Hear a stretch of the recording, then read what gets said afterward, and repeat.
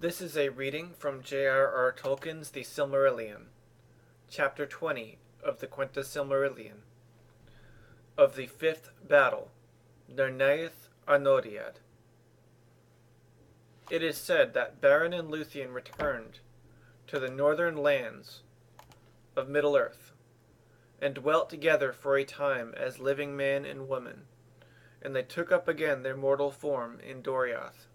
Those that saw them were both glad and fearful, and Luthien went to Menegroth, and healed the winter of Thingol with the touch of her hand.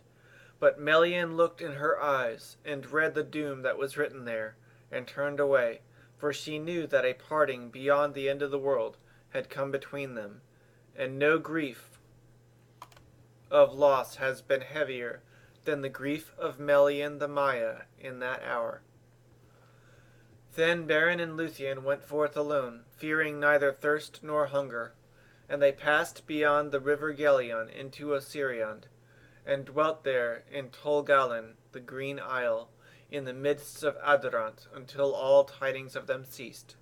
The Eldar afterwards called that country Dorfern Iguadnar, the land of the dead that live, and there was born Dior Aranel the Beautiful, who is after known as Dior Elukil, which is Thingol's heir.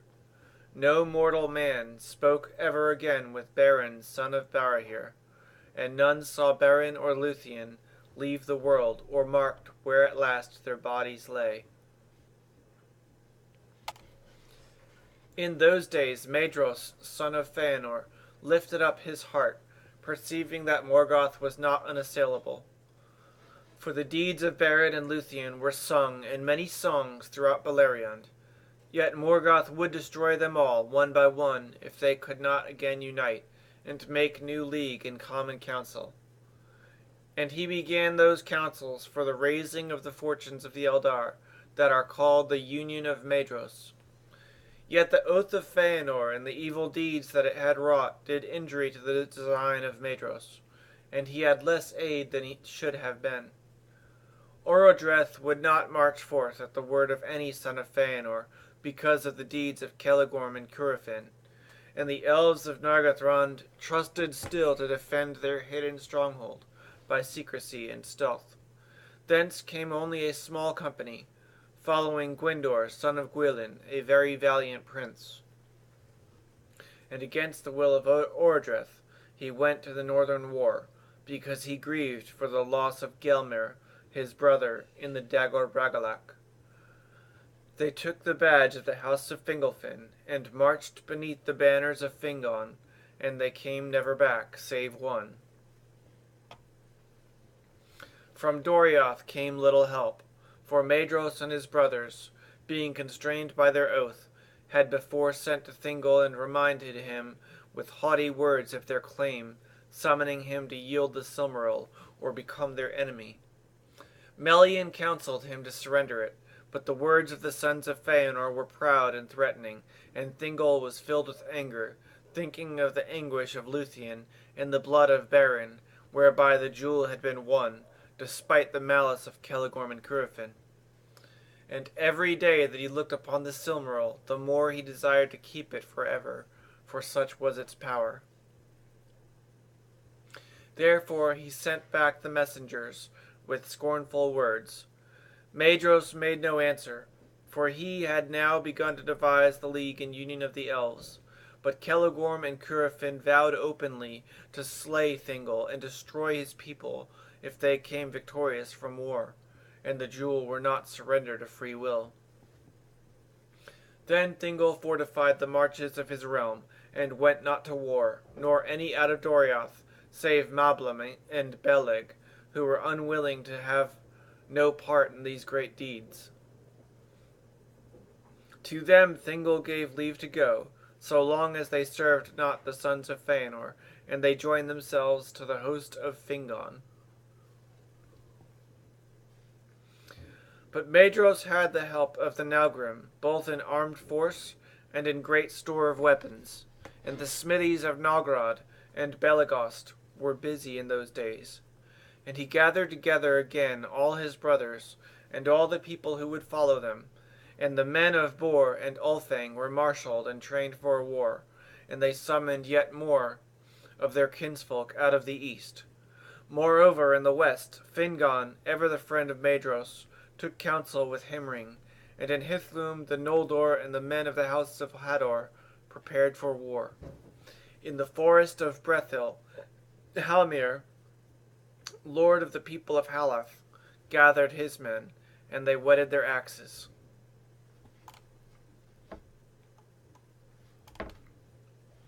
But Halmir died ere the war came, and Haldir his son ruled that people. And to Gondolin also the tidings came, to Turgon, the hidden king. But Maedhros made trial of his strength too soon, ere his plans were full wrought. And though the orcs were driven out of all the northward regions of Valeriand, and even Dorthonion was freed for a while, Morgoth was warned of the uprising of the Eldar and the elf friends, and took counsel against them. Many spies and workers of treason he sent forth among them, as he was the better able now to do, for the faithless men of his secret allegiance were yet deep in the secrets of the sons of Feanor. At length Maedhros, having gathered all the strength that he could of elves and men and dwarves, resolved to assault Angband from east and west, and he purposed to march with banners displayed in open force over Anfaglith. But when he had drawn forth, as he hoped, the armies of Morgoth in answer, then Fingon should issue forth from the passes of Hithlum, and thus they thought to take the might of Morgoth as between anvil and hammer, and break it to pieces. And the signal for this was to be the firing of a great beacon in Dorthonion.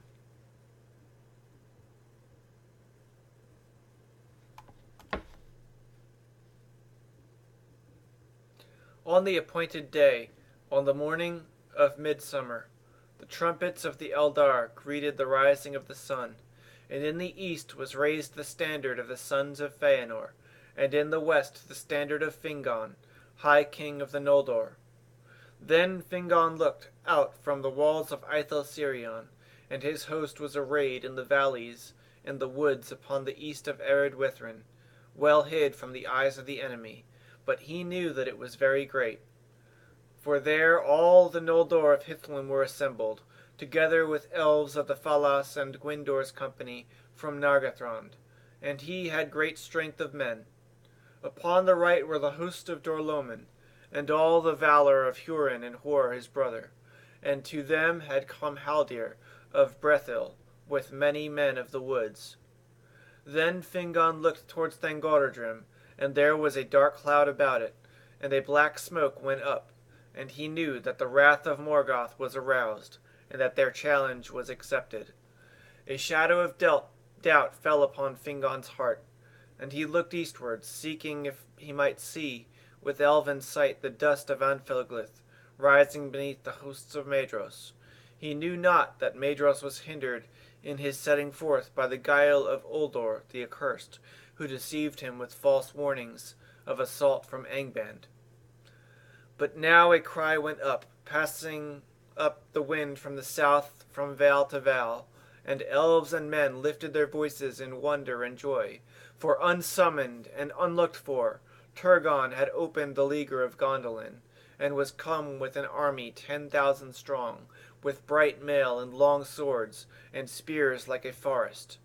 Then when Fingon heard afar the great trumpet of Turgon his brother, the shadow passed, and his heart was uplifted, and he shouted aloud, Utulia aore, aya eldalie, ar atanaratari utulie in aure. The day has come. Behold, people of the Eldar, and fathers of men, the day has come. And all those who heard his great voice, echo in the hills, answered, crying, Auta Ilome, the night is passing. Now Morgoth, who knew much of what was done and designed by his enemies, chose his hour, and trusting in his treacherous servants to hold back Maedhros and prevent the union of his foes, he sent a forth seeming great, and yet but part of all that he had made ready, towards Hithlum, and they were clad all in dun raiment, and showed no naked steel. And thus were already far over the sands of Anfuglith before their approach was seen.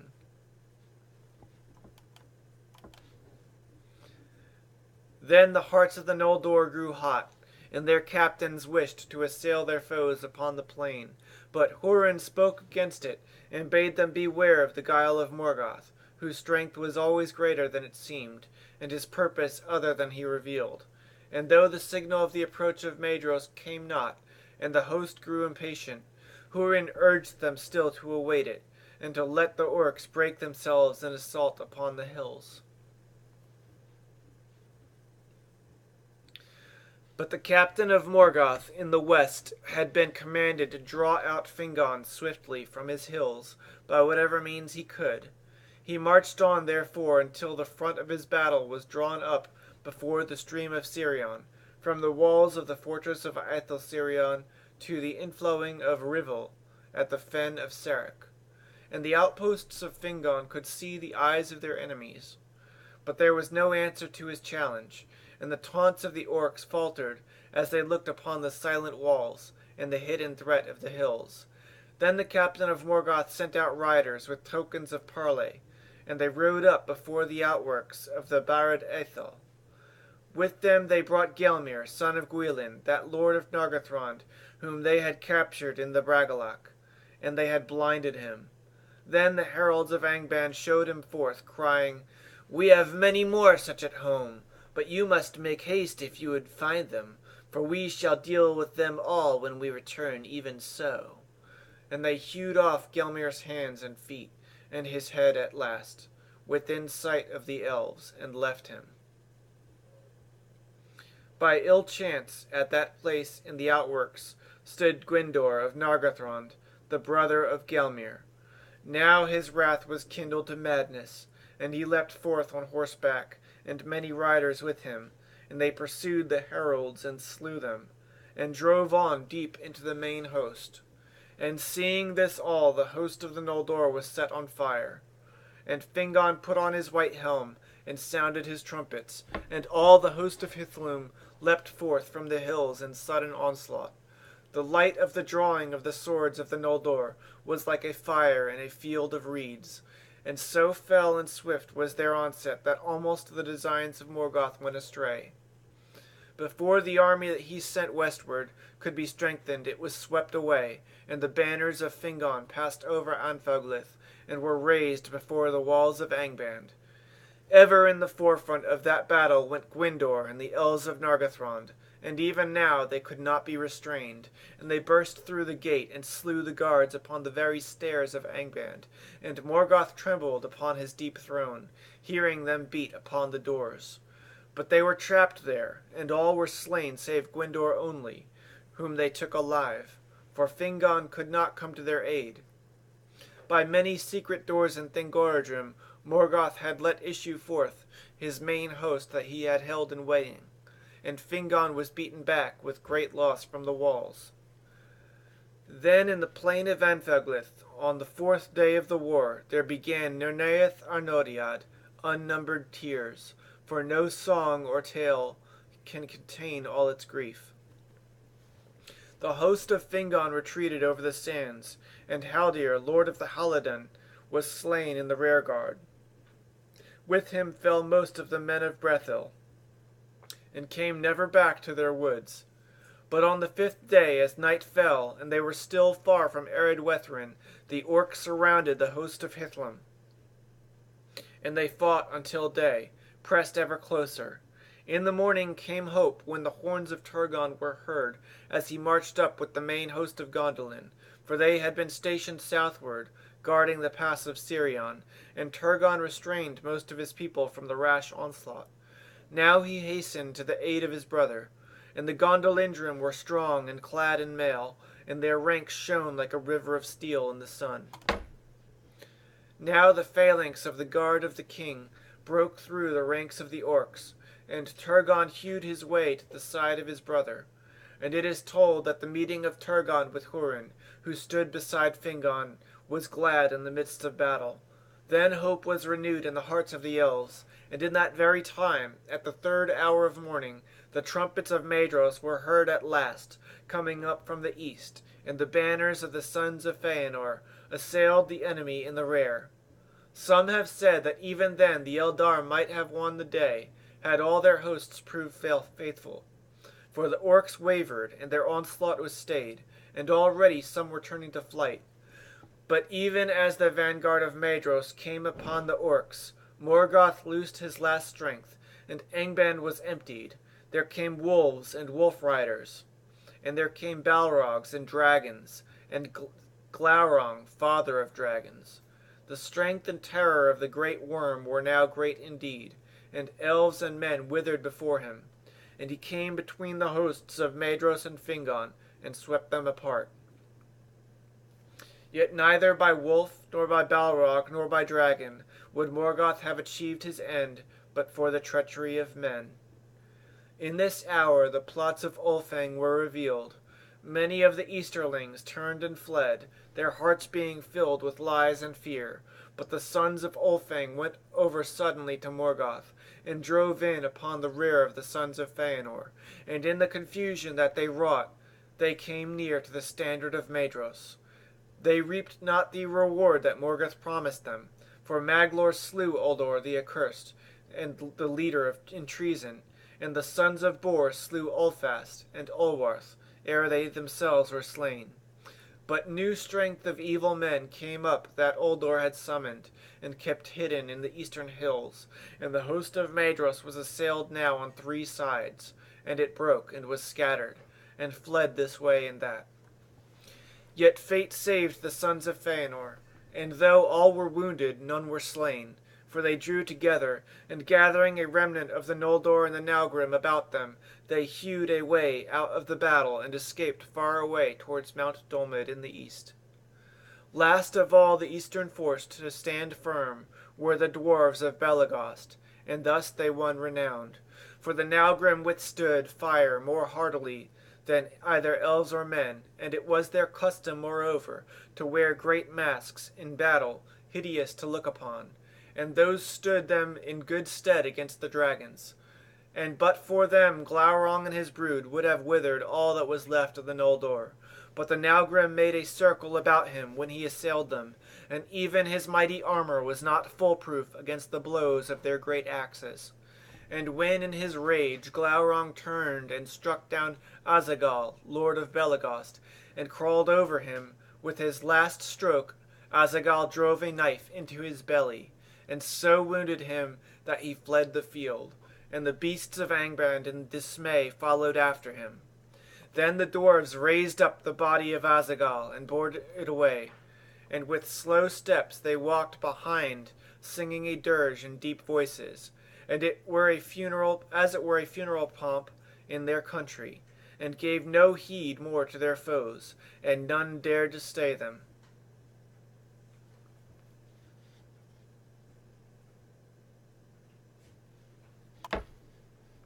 But now in the western battle Fingon and Turgon were assailed by a tide of foes thrice greater than all the force that was left to them. Gothmog, lord of Balrogs, high captain of Angband, was come, and he drove a dark wedge between the elven hosts, surrounding King Fingon, and thrusting Turgon and Hurin aside towards the fen of Serach. Then he turned upon Fingon. That was a grim meeting.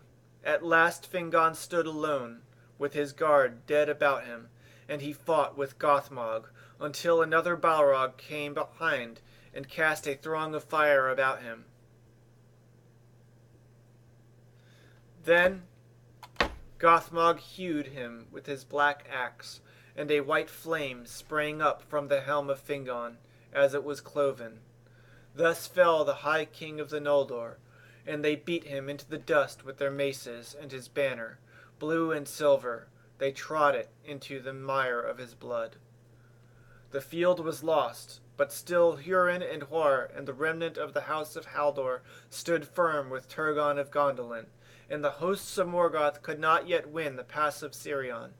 Then Hurin spoke to Turgon, saying, "Go now, lord, while time is, for in you lives the last hope of the Eldar, And while Gondolin stands, Morgoth shall still no fear in his heart. But Turgon answered, Not long now can Gondolin be hidden, and being discovered it must fall. Then Huora spoke and said, Yet if it stands but a little while, then out of your house shall come the hope of elves and men. This I say to you, Lord, with the eyes of death, though we part here for ever, and I shall not look on your white walls again. From you and from me a new star shall arise. Farewell. And Maeglin, Turgon's sister son, who stood by, heard these words and did not forget them, but he said nothing. Then Turgon took the counsel of Hurin and Hor, and summoning all that remained of the host of Gondolin, and such of Fingon's people as could be gathered, he retreated towards the pass of Sirion, and his captains Icthelion and Glorfindel guarded the flanks to right and left, so that none of the enemy should pass by. But the men of Dor-lómin held the rearguard, as Hurin and Hor desired, for they did not wish in their hearts to leave the Northlands, and if they could not win back to their homes, there they would stand to the end. Thus was the treachery of Uldor redressed, and of all the deeds of war that the fathers of men wrought in behalf of the Eldar, the last stand of the men of Dor-lómin is most renowned.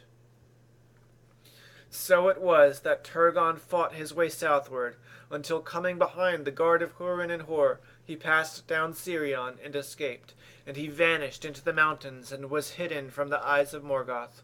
But the brothers drew the remnant of the men of the house of Hador about them, and foot by foot they withdrew, until they came behind the fen of Serech, and had the stream of Rivell before them. There they stood and gave way no more. Then all the hosts of Angband swarmed against them, and they bridged the stream with their dead, and encircled the remnant of Hithlum as a gathering tide about a rock. There as the sun westered on the 6th day, and the shadow of Ered Wethrin grew dark, Huar fell pierced with a venomed arrow in his eye, and all the valiant men of Hador were slain about him in a heap. And the orcs hewed their heads and piled them as a mound of gold in the sunset. Last of all, Hurin stood alone. Then he cast aside his shield, and wielded an axe two-handed, and it is sung that the axe smoked in the black blood of the Trollguard of Gothmog until it withered. And each time that he slew, Hurin cried, Aure and Tuluva, they shall come again. 70 times he uttered that cry, but they took him at last alive, by the command of Morgoth, for the orcs grappled him with their hands, which clung to him still though he hewed off their arms. And ever their numbers were renewed, until at last he fell buried beneath them. Then Gothmog bound him and dragged him to Angband with mockery. Thus ended Nerniath Arnodiad, as the sun went down beyond the sea. Night fell in Hithlum, and there came a great storm of wind out of the west.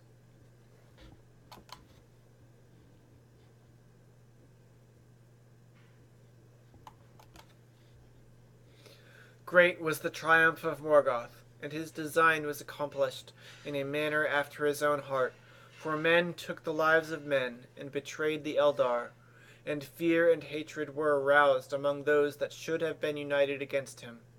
From that day the hearts of the elves were estranged from men, save only those of the 3 houses of the Edain.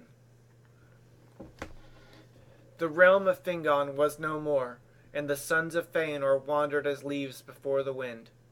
Their arms were scattered, and their league broken, and they took to a wild and woodland life beneath the feet of Ered Lindon, mingling with the green elves of Osirion, bereft of their power and glory of old.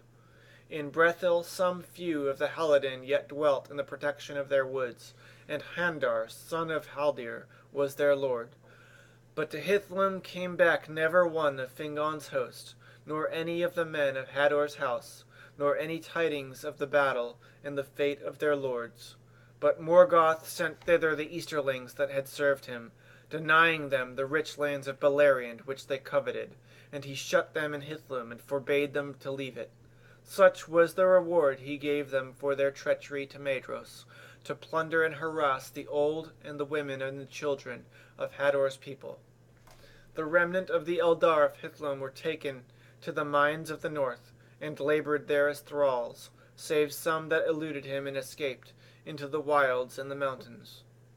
The orcs and the wolves went freely through all the north, and came ever further southward into Beleriand, even as far as Nan Tethran, the land of willows, and the borders of Osiriand, and none were safe in field or wild.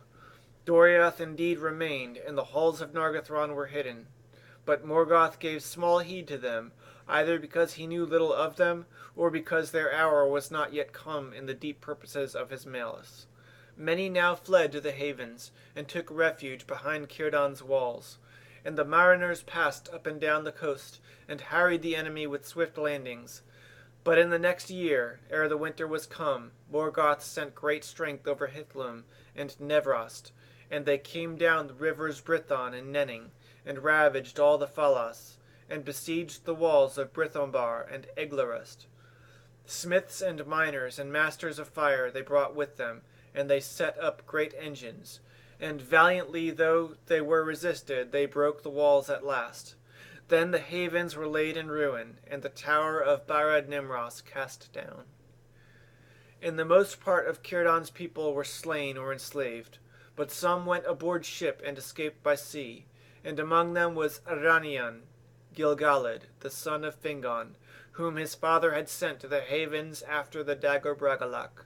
This remnant sailed with Círdan south to the Isle of Belar, and they made a refuge for all that could come thither, for they kept a foothold also at the mouths of Sirion, and there many light and swift ships lay hid in the creeks and waters, where the reeds were dense as a forest. And when Turgon heard of this, he sent again his messengers to Sirion's mouths, and besought the aid of Círdan the shipwright. At the bidding of Turgon, Círdan built 7 swift ships, and they sailed out into the west, but no tidings of them came ever back to Belar, save one, and the last. The mariners of that ship toiled long in the sea, and returning at last in despair, they foundered in a great storm within sight of the coasts of Middle-earth. But one of them was saved by Ulmo from the wrath of Osse, and the waves bore him up, and cast him ashore in Nevrost. His name was Voronwe, and he was one of those that Turgon sent forth as messengers from Gondolin.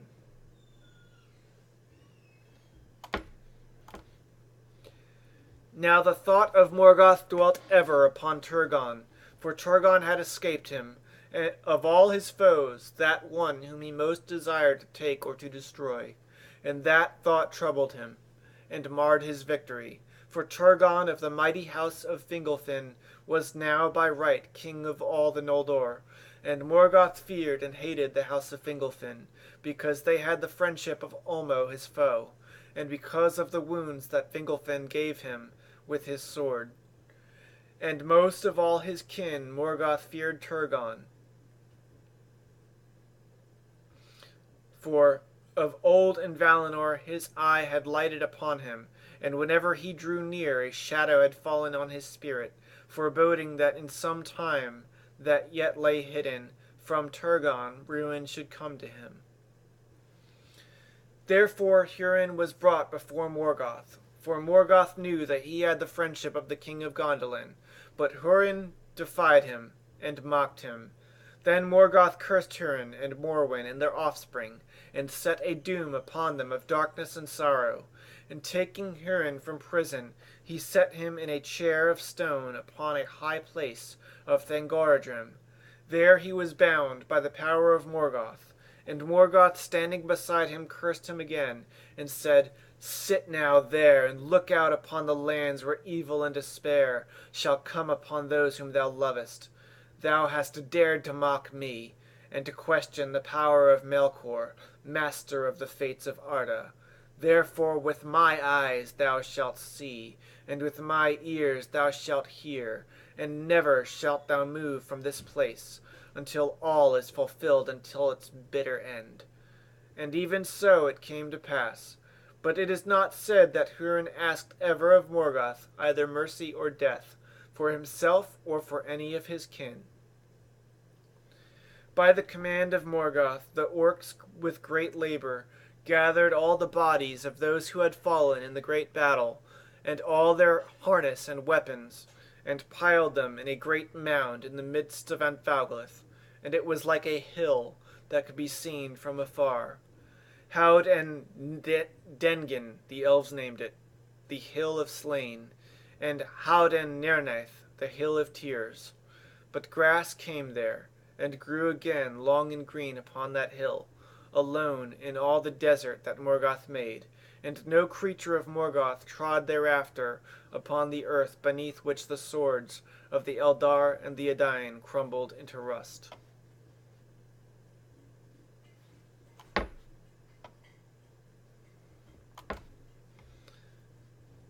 Purchase your own copy of the Silmarillion. This is just a reading.